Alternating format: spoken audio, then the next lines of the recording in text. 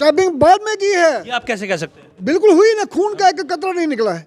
और खून का कतरा तभी नहीं निकलता है जब उसकी हत्या 2-3 घंटे पहले की गई, उसके बाद स्टैबिंग की हो। जी, उस समय यही था कि जब हमने मोहल्ले वाले इकट्ठे हुए हैं, हमें अप्रोच की गई, तो हम अंदर इंटर करते हैं, तभी हम देखते हैं कि लड़की ने जो वस्त्र डाले हुए थे उसमें एक बूंद खून की नहीं थी। तो सामने वाला जो तीसरा रूम है उसका दरवाजा कैसे टूट गया? एक बंदा तो हिला के उसको तोड़ नहीं सकता है। ये एक बंदे का नहीं, ये कोई ज़्यादा से ज़्यादा लोगों का है। ये एक वहाँ पे एक बहुत बड़ा गैंग है कि पुलिस ने वहाँ से वो वेपन जो है 25 तारीख को उठाए हैं, और कल जो पड़े हुए थे कल उठाए, वो भी हमारे प्रदर्शन के बाद उठाए। तो ये इस किस्म का पुलिस का जो रवैया है ये बड़ा खतरनाक है। यहाँ तक कि हॉस्पिटल के अंदर उसने जो एक अपने आप को जख्मी करके ड्रामा के तहत वो हॉस्पिटल में ट्रीटमेंट अवेल कर रहा है, वो इसमें डिले टैक्टिस है और अभी उसको ट्रीटमेंट के नाम पर बाहर भेजने की साजिश हो रही है। पॉलिटिकल है, इसमें कोई दो राय नहीं हो सकती, लेकिन एडमिनिस्ट्रेशन के अंदर उनकी पैठ बहुत है। और एडमिनिस्ट्रेशन के अंदर बैठे हुए लोग और कुछ लोग हॉस्पिटल के अंदर भी प्रेशर बना करके और इस बात की पूरी भरपूर कोशिश कर रहे हैं कि इस केस को दफा दफा कर दिया जाए। दोनों की दोस्ती के नाम पर जो उसका हत्या करने वाला जौहर गनई और जो जिसकी हत्या हुई, दोनों कमरे के अंदर बंद हैं और ताला बाहर से बंद है। ये असंभव प्रतीक होता है कि ताला बाहर से बंद है, हत्या करने वाला और जिसकी हत्या हुई दोनों अंदर हैं। तो आज तक पुलिस ने उस एंगल से कोई इन्वेस्टिगेशन नहीं की, उस थ्योरी पर काम नहीं किया। यार छोटी लड़ाई होती है पूरा खानदान उठा लेते हैं, तो अभी तक क्यों नहीं इनके वो किया? ये तो ग्रुप है, और भी रिश्तेदार हैं इनके सारे आगे पीछे, इसमें इन्वॉल्वमेंट है। और मैं तो ये भी कहूँगा कि इसकी सीबीआई जांच होनी चाहिए। 7 मार्च को जिस वक्त होली थी उस वक्त जम्मू में एक कथित लव जिहाद का मामला सामने आया था, जिसमें डॉक्टर सुमेगा का कत्ल उसके कथित दोस्त कहें या फिर प्रेमी कहें जौहर ने किया था, और बाद में उसने खुद को भी घायल किया था और वो अस्पताल में भर्ती है। इस पूरे मामले में पुलिस की जांच शुरू हुई, लेकिन अब तक कुछ भी ठोस सामने निकलकर नहीं आया है। और अब जम्मू की सिविल सोसाइटी को ऐसा लगता है कि ऐसे मामलों पर खुद पुलिस भी ज़्यादा संजीदा नहीं है और कुछ सियासी जो इंटरफेरेंस है वो इस पूरे मामले में हो रहा है, जिसके चलते यहाँ पर इस प्रकार के कथित लव जिहाद के मामले बढ़ रहे हैं और हिंदुओं की जो बेटियां हैं वो असुरक्षित हैं। इस पूरे मामले में अब तक का जो जांच है वो कहीं ना कहीं भटकती हुई ही नजर आई है, और वेपन जो इस पूरे ऑफेंस में इस्तेमाल किया गया उसको लेकर भी बहुत से सवाल उठे हैं। आइए ज़रा इनसे बातचीत करते हैं और जानते हैं कि क्या इनका कहना है। सर, आप आज डॉक्टर सुमेगा के कत्ल को लेकर प्रेस कॉन्फ्रेंस कर रहे हैं, क्या आप सबसे पहले आरोप लगाना चाहते हैं? क्योंकि मुझे मालूम है कि आप कुछ आरोप ही लेकर आए। देखिए, 7 मार्च को उसकी हत्या हो गई, 20 दिन के बाद भी आज समाज के सामने उसकी जीरो आउटपुट है, जो एजेंसीज हैं। तो आरोप लगाना एक स्वाभाविक है, क्योंकि जो उसका हत्या करने वाला जौहर गनई और जो जिसकी हत्या हुई दोनों कमरे के अंदर बंद हैं और ताला बाहर से बंद है। ये असंभव प्रतीक होता है कि ताला बाहर से बंद है, हत्या करने वाला और जिसकी हत्या हुई दोनों अंदर हैं।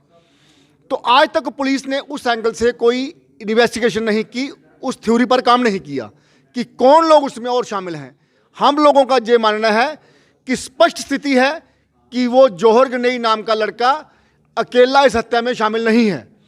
उसके कुछ साथी, उसके रिश्तेदार, चाचा है, उसका मामा है, ये सब लोग उसमें शामिल हैं। और यहाँ तक कि हॉस्पिटल के अंदर उसने जो एक अपने आप को जख्मी करके ड्रामा के तहत वो हॉस्पिटल में ट्रीटमेंट अवेल कर रहा है, वो इसमें डिले टैक्टिस है और अभी उसको ट्रीटमेंट के नाम पर बाहर भेजने की साजिश हो रही है। जो समाज देख रहा है, इसलिए सोसाइटी बाहर आई है। और जो हथियार उसमें प्रयोग किए गए और कुछ जो श्रद्धा कांड दिल्ली के अंदर हुआ, उसी की तर्ज पर जिस प्रकार से बॉडी को ठिकाना लगाना गया था, वो हथियार 20 दिन के बाद पुलिस बरामद करती है। उठाती है वहाँ से। इसलिए ये सारी जांच के घेरे में लिए नहीं गए और जांच जो है वो शक के घेरे है। इसलिए समाज संशय कर रहा है, शक कर रहा है। इसलिए हम लोग कह रहे हैं कि मेडिकल डिपार्टमेंट के अंदर एक इंडिपेंडेंट मेडिकल बोर्ड बने, एक एजेंसी ईमानदारी से इसकी तफ्तीश करे। ये हम लोग आज बाहर आपके माध्यम से समाज के अंदर और सरकार को ये संदेश देना चाहते हैं। क्या आपको ऐसा भी लगता है कि इसमें कुछ पॉलिटिकल लोगों की इंटरफेरेंस है, जो कि उस एक्यूज्ड को, जो कि अपराधी है, उससे शेल्टर मिल रहा है? देखिए, पॉलिटिकल है, इसमें कोई दो राय नहीं हो सकती, लेकिन एडमिनिस्ट्रेशन के अंदर उनकी पैठ बहुत है। और एडमिनिस्ट्रेशन के अंदर बैठे हुए लोग और कुछ लोग हॉस्पिटल के अंदर भी प्रेशर बना करके और इस बात की पूरी भरपूर कोशिश कर रहे हैं कि इस केस को दफा दफा कर दिया जाए दोनों की दोस्ती के नाम पर। और एक उसने अपने आप को जीवन लीला समाप्त करने की कोशिश की, ऐसा इसको रंग दिया जा रहा है। ऐसा है नहीं। जो देश के अंदर एक जो लव जिहाद का एंगल है वो यहाँ पर भी सामने आ रहा है, समाज यही देख रहा है। इसलिए ये सब चीज़ें समाज के सामने आनी चाहिए। उस बच्ची को, उसके घर वालों को, समाज को इस बात का पूरा इंसाफ मिलना चाहिए कि बच्ची की हत्या में कौन लोग शामिल थे, कितने लोग शामिल थे, हत्या क्यों हुई, बच्ची वहाँ पर कैसे लाई गई, बच्ची वहाँ आई नहीं, कैसे लाई गई उसको।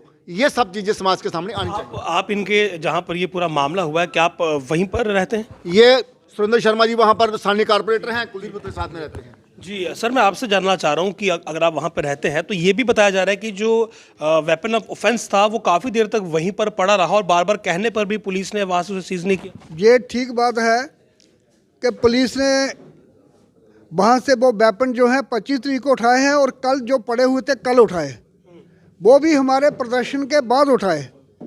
तो ये इस किस्म का पुलिस का जो रवैया है ये बड़ा खतरनाक है, ये ठीक नहीं है।